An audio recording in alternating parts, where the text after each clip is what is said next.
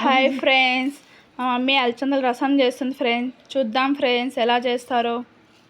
జీలకర్ర మిరియాలు వేసుకొని దంచుకోవాలి ఫ్రెండ్స్. అందులోనే అల్లం తెల్లగడ్డ వేసుకొని దంచుకోవాలి ఫ్రెండ్స్. ఇలా తెల్లగడ్డ వేసుకొని దంచుకోవాలి ఫ్రెండ్స్. అలచంద గింజలు ఫ్రెండ్స్, ఈ ఉడబెట్టిన గింజలు వేసుకొని ఈ పప్పు గుత్తి తీసుకొని రుద్దుకోవాలి ఫ్రెండ్స్. ఇట్లా బాగా పేస్ట్ అయిపోవాలి ఫ్రెండ్స్. అలచందల్లో ఉడబెట్టిన వాటర్ ఫ్రెండ్స్ ఇవి. ఈ వాటర్ వచ్చి ఇందులో వేసుకునేలా ఫ్రెండ్స్. ఆయిల్ వేసుకోవాలి, సాసులు కొన్ని వేసుకోవాలా. టేస్ట్ కోసం కొంచెం జీలకర్ర,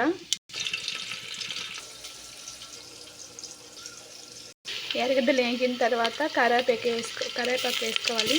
తర్వాత ఇది జీలకర్ర తెల్లగడ్డలు వేసిన కొట్టిన పేస్ట్ వేసుకోవాలి. వేగిన తర్వాత టమాటకాయలు వేసుకోవాలి.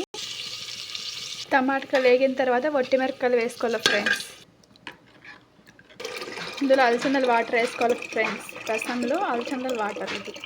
చింతకాయ ఫ్రెండ్స్, చింతకాయ వాటర్ అనేది వేసుకోవాలి. ఆ తర్వాత చింతకాయ వాటర్ వేసుకోవాలి ఫ్రెండ్స్.